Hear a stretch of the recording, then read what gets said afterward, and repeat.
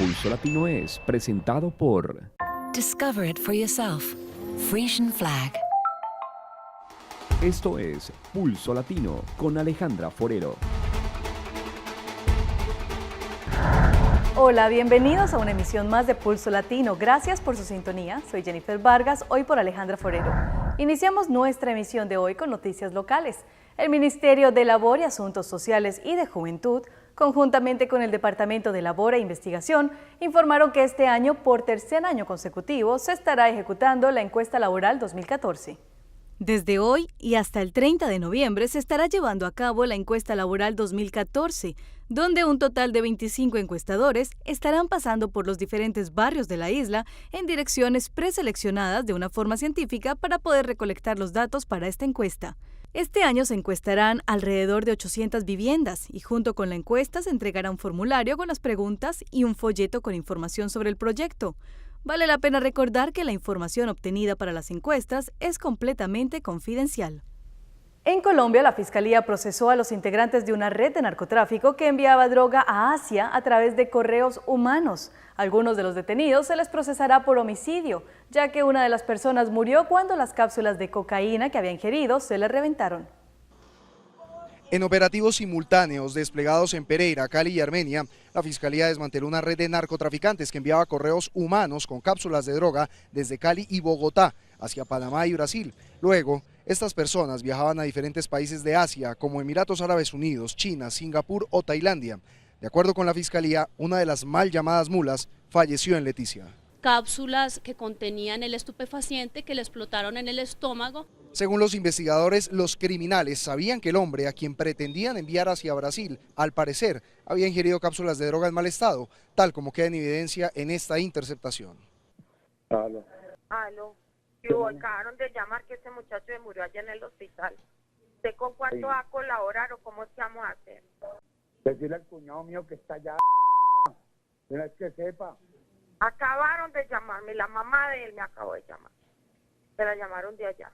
Previamente fueron capturados otros integrantes de esta red en Brasil, Panamá y China. En este último país podrían ser condenados a pena de muerte. Cadena perpetua o pena de muerte, porque justamente esa legislación tiene consagrada ese tipo de penas para este tipo de delitos. Los detenidos serán judicializados por delitos como tráfico y fabricación de estupefacientes, concierto para delinquir agravado y homicidio. Debido a las demostraciones en la Ciudad de México este año no habrá desfile del 20 de noviembre. En su lugar habrá otras actividades para conmemorar el aniversario número 104 de la Revolución Mexicana. La Secretaría de la Defensa de México retiró las gradas, vallas y equipo de sonido que estaban instalados en el Zócalo.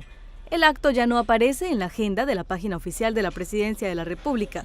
Sin embargo, en el Campo Marte habrá una entrega de condecoraciones.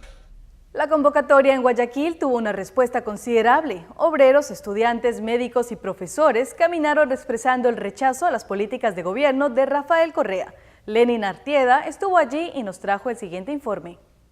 Los convocaron desde las 4 de la tarde, pero a las 4 de la tarde estaban pocos todavía. Decían entonces los dirigentes que la marcha iniciaría una hora después. En ese tiempo llegaron los sindicatos de obreros, los estudiantes, los médicos, los trabajadores de la prefectura del Guayas, los políticos, y cada uno tenía una razón para estar allí presente.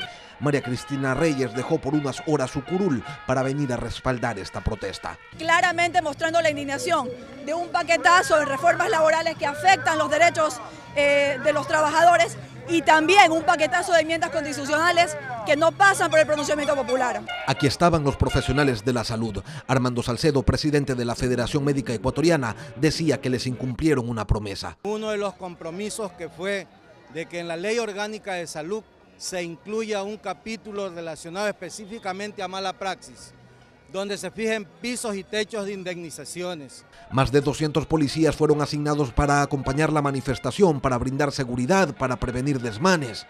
2 helicópteros sobrevolaban el lugar de concentración constantemente.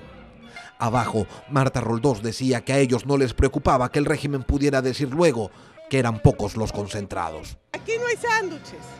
Y no somos pocos, estamos en todas las ciudades. Esta no es una marcha de gente acarreada por 300, 400 buses. Pero con el paso de los minutos los manifestantes iban creciendo, de todas partes llegaban, con las camisetas de sus equipos, con banderas, con carteles llegaban. Y Lenín Hurtado, que participó en la construcción de la actual Constitución, decía su motivo para estar también en las calles. Hay una Constitución en peligro. La Constitución que tanta lucha y movilización costó en la Asamblea Constituyente está en peligro. La tarde iba cayendo en Guayaquil y entonces la marcha comenzaba. Pasadas las 5:15 de la tarde, los manifestantes iniciaron con el recorrido que los llevaría hasta la Plaza de San Francisco. Arrancaron en el Parque Centenario, recorrieron el centro de la ciudad hasta llegar al Malecón. Pasaron por la Gobernación del Guayas, pero ni siquiera se detuvieron porque su reclamo va hacia otra parte. Siguieron hasta 9 de octubre, la caminaron en contravía y para esa hora ya eran tantos que decidieron no terminar en San Francisco como se había previsto inicialmente, sino avanzar hasta el punto de arranque. Y en el camino las consignas, los pedidos de cambio y las expresiones de rechazo a más de una decisión de este gobierno. Las esperanzas de encontrar con vida a Miss Honduras Mundo 2014 María José Alvarado y su hermana Sofía Trinidad, desaparecidas desde el pasado 13 de noviembre, se desvanecieron este miércoles, ya que los cuerpos de las hermanas Alvarado fueron encontrados sin vida y enterrados en una fosa cerca del balneario donde fueron vistas con vida por última vez. Después del hallazgo sin vida de la Beldad hondureña María José Alvarado y de su hermana Sofía Trinidad a la orilla de un río en la comunidad de Cablotales, Arada, Santa Bárbara, son muchas las hipótesis tras la muerte de las mismas. Una de ellas es que Plutarco Ruiz y Sofía, hermana de la reina de belleza, habrían discutido porque la ahora occiso bailaba con otro hombre. La pieza musical le habría costado la vida debido a que Ruiz, señalado por los cuerpos policiales de autor intelectual y material del doble crimen, desenfundó su arma y apuntó en dirección a donde se encontraba su novia y le asestó un disparo en la frente. Ante tal acción, María José corrió para escapar del enfurecido criminal, que también le disparó a la espalda, infiriéndole 2 disparos que acabaron con los sueños y aspiraciones de la joven en continuar su ruta de belleza en el evento mundial. Según se conoció, Plutarco Ruiz se agenció el crimen al confesar que asesinó a su cuñada y a su respectiva novia, y después procedió a enterrarlas en la zona boscosa para no dejar pistas de lo que ahora tiene conmocionados no solo a la nación, sino a todo el mundo entero. Ahora, el lugar que deja la malograda belleza nacional en cualquiera de las filas donde figuraría en Londres, Inglaterra, será un vacío que condena a Honduras como el país más peligroso del mundo. Para 11 Noticias, Herlin Díaz. En Colombia, 5 personas, incluyendo el general del ejército Rubén Darío Alzate, serán liberadas a la mayor brevedad posible, según informaron este miércoles los garantes de las conversaciones de paz entre el grupo guerrillero de las FARC y el gobierno colombiano. El presidente Santos agradeció la ayuda de Noruega y Cuba como países garantes en la posible liberación, para que así se puedan reanudar los diálogos. Para ver si esto se puede resolver de buena forma y lo más rápido posible, porque eso es lo que añoramos todos. Queremos continuar las negociaciones para terminar este absurdo conflicto. Desde Cuba, mientras tanto, la delegación de las FARC señaló que alias Timochenko asumirá el manejo de la situación.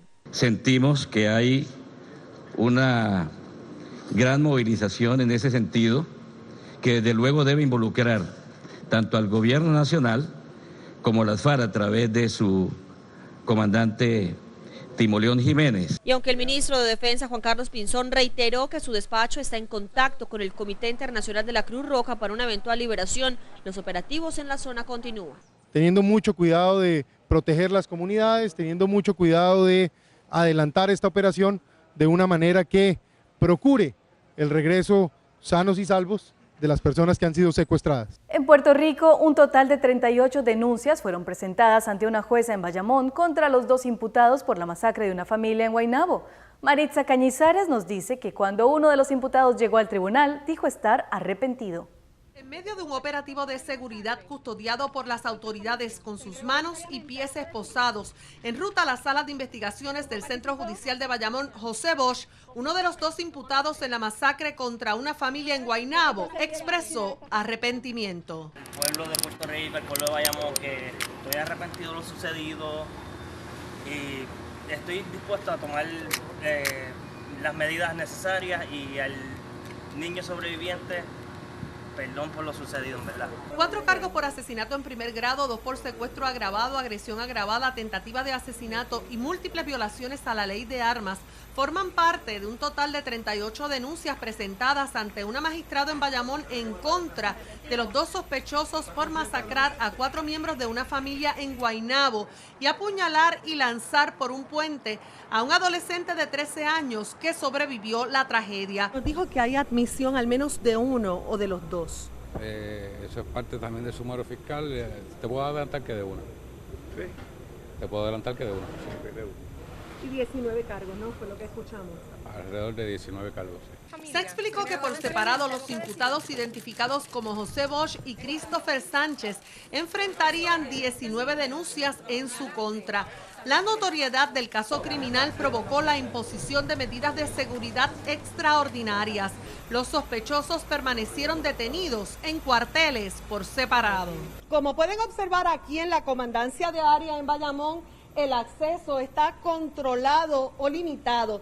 Se indicó que todo esto son medidas de seguridad dada la naturaleza criminal de este caso. Y mientras se continuaba con el procesamiento criminal de los imputados en el Instituto de Ciencias Forenses, familiares de las víctimas, el militar retirado, su esposa, la madre de la mujer y el hijo de 15 años de la pareja, cumplían con la triste encomienda de identificar los cuerpos. No puedo pensar que haya tanto odio matar a una familia así.